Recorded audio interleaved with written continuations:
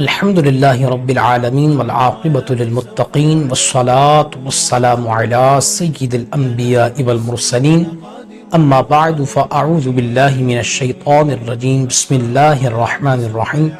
Islamic scholar official کے پیارے ناظرین، میں امید کرتا ہوں آپ بخیر و عافیت ہوں گے۔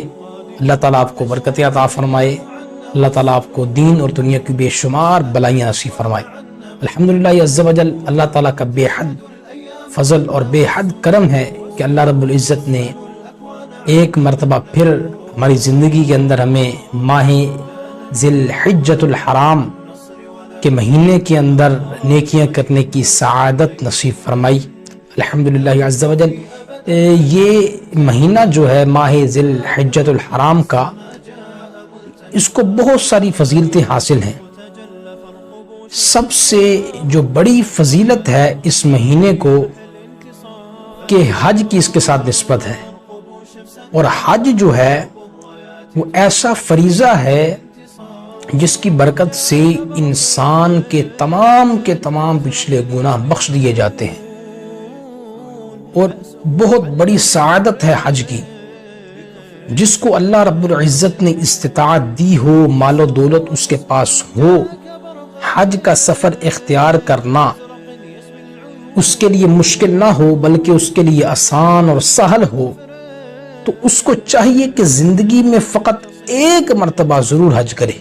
اور جس کے پاس استطاعت ہو اس پر تو ایک مرتبہ حج جو ہے وہ فرض ہے، اور جو جان بوجھ کر جو ہے وہ فرض ادا نہ کرے تو وہ بہت گناہگار ہوگا، بلکہ اس کے بارے میں احادیث مبارکہ کے اندر بہت سخت وعیدیں آئی ہیں۔ تو اگر اللہ پاک نے آپ کو توفیق دی ہے تو آپ سب سے پہلے جو فرض ادا کرنا ہے آپ نے، وہ حج کا فرض ہے، کہ جو حج کا فرض ادا کر لیتا ہے، حج کر لیتا ہے، بہت سارے معاملات اس کے لیے آسان ہو جاتے ہیں، اللہ کا قرب پانا اس کے لیے بے حد آسان ہو جاتا ہے۔ الحمدللہ عز و جل، ماہ ذی الحجۃ الحرام کی آمد ہے، تو اس کے اندر کیے جانے والے 7 اعمال جو بزرگوں سے منقول ہیں، انشاءاللہ العزیز میں بیان کرنے کی سعادت حاصل کروں گا، آپ تک منتقل کرنے کی۔ سب سے پہلے تو ماہ ذی الحجۃ الحرام کی آمد ہے، اس کی خوشی کے اندر ہمیں 2 شکرانے کے نفل ادا کرنے ہیں۔ جس طرح آپ نماز پڑھتے ہیں، بالکل اسی طرح آپ نے 2 نفل شکرانے کی نیت سے پڑھنے ہیں۔ ماہ ذی الحجۃ الحرام اللہ تعالیٰ نے ببرکت مہینہ عطا فرمایا، اس کی خوشی میں شکرانے کے 2 نفل آپ نے ادا کرنے ہیں۔ اسی کے ساتھ جب شکرانے کے 2 نفل پڑھ لیں تو ساتھ ہی 2 رکعت نماز صلاۃ التوبہ، 2 نفل آپ نے توبہ کے پڑھ لینے ہیں۔ اچھا، جب یہ 2 نفل پڑھ لیں تو ساتھ ہی 2 نفل آپ نے صلاۃ الحاجات، حاجات کے 2 نفل پڑھ لینے ہیں، یعنی یوں 6 نفل آپ نے پڑھنے ہیں، 2 رکعت شکرانے کے، 2 رکعت توبہ کے اور 2 رکعت حاجات کے، یوں 6 نوافل آپ ادا کر لیں گے۔ جب یہ آپ ادا کر لیں تو اس کے بعد دعا کریں اللہ رب العزت سے، جو دل کی حاجات ہیں اور جو بھی آپ کے معاملات ہیں، اللہ سے گر گرا کر دعائیں مانگے، اللہ سے معافی مانگے۔ اللہ کے فضل سے اس ماہ مبارک کی برکت سے اللہ رب العزت کا بہت ہی فضل و کرم ہوگا۔ اچھا، جو 7 اعمال کرنے کے ہیں ان کو آپ نے توجہ سے سننا ہے۔ نمبر 1 تو تکبیر اولیٰ کے ساتھ نماز با جماعت ادا کرنا۔ ویسے تو اگر مجبوری ہو تو مجبوری میں تو گھر پڑھی جا سکتی ہے نماز، مردوں کے لیے، خواتین تو پڑھیں گی گھر میں، مردوں کے لیے اگر کوئی خاص مجبوری ہے مسجد میں ادا کرنا، نماز تو ہو جائے گی، لیکن فضیلت جو ہے وہ نماز با جماعت ادا کرنے کی ہے، زیادہ فضیلت ہے۔ تو سب سے پہلے جو ہم نے ماہ ذی الحجۃ الحرام میں جو کام کرنا ہے وہ با جماعت نماز مسجد میں پڑھنے کی کوشش کرنی ہے۔ انشاءاللہ الکریم اس کی برکت پورا سال کا، پوری زندگی انشاءاللہ الکریم ظاہر ہوگی۔ اسی کے ساتھ جو دوسرا کام آپ نے کرنا ہے وہ ہے تلاوت قرآن پاک۔ تلاوت قرآن پاک تو ویسے بھی پوری زندگی ہمیں کرنی چاہیے، ہر دن کرنی چاہیے، ناگا نہیں اس کا کرنا چاہیے، کیونکہ قرآن پاک جو ہے وہ ایک معجزہ ہے، ایک ایسا کلام ہے جس کی برکت سے اللہ رب العزت تمام معاملات کو حل فرما دیتا ہے۔ تو قرآن پاک کو تو ویسے بھی پڑھنا چاہیے، لیکن یہ جو مہینہ ہے ماہ ذی الحجۃ الحرام کا مہینہ، اس کے اندر قرآن پاک پڑھنے کا ثواب بھی زیادہ ہے، اور اس کی افضلیت کے حوالے سے بھی احادیث مبارکہ موجود ہیں، یعنی کہ جو مبارک مہینے ہیں ان کے اندر نیکی کرنے کا ثواب بھی زیادہ کر دیا جاتا ہے۔ تو کوشش فرمائیں قرآن پاک کی جو تلاوت ہے اس کا آپ زیادہ معمول اس مہینے کے اندر بنائیں۔ تیسرے نمبر پر جو چیز ہے اس مہینے میں کرنے کے لیے وہ ہے گناہوں سے اپنے آپ کو بچانا۔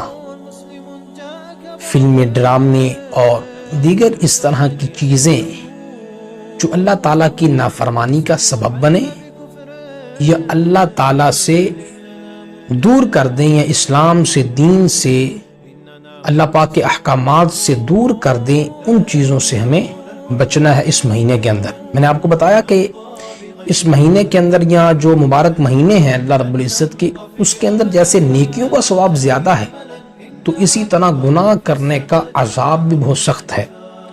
تو لہٰذا ہمیں زیادہ سے زیادہ نیکیاں کرنی ہیں اور گناہوں سے اپنے آپ کو بچانا ہے۔ اس کے علاوہ جو آپ نے کام کرنا ہے وہ روزوں کا اہتمام ہے، خصوصاً یکم ذی الحجۃ الحرام سے لے کے 9 ذی الحجۃ الحرام تک، یا کم از کم آخری 3 دن آپ ترکیب بنا لیں روزے رکھنے کی۔ اگر 9 روزے رکھیں گے اس کی اپنی فضیلت ہے، لیکن اگر نہیں رکھ سکتے تو آخری 3 دن کم از کم نیت کریں۔ میں بھی نیت کرتا ہوں، آپ بھی نیت فرمائیں کہ انشاءاللہ الکریم آخری جو 3 روزے ہیں وہ انشاءاللہ الکریم ہم رکھیں گے۔ اسی کے ساتھ پیارے ناظرین، میری ویڈیوز بھی موجود ہیں اس حوالے سے، کچھ وائرل بھی ویڈیوز میری موجود ہے صدقہ کے حوالے سے۔ یہ صدقہ جو ہے وہ مال کو بڑھاتا ہے، کم نہیں کرتا۔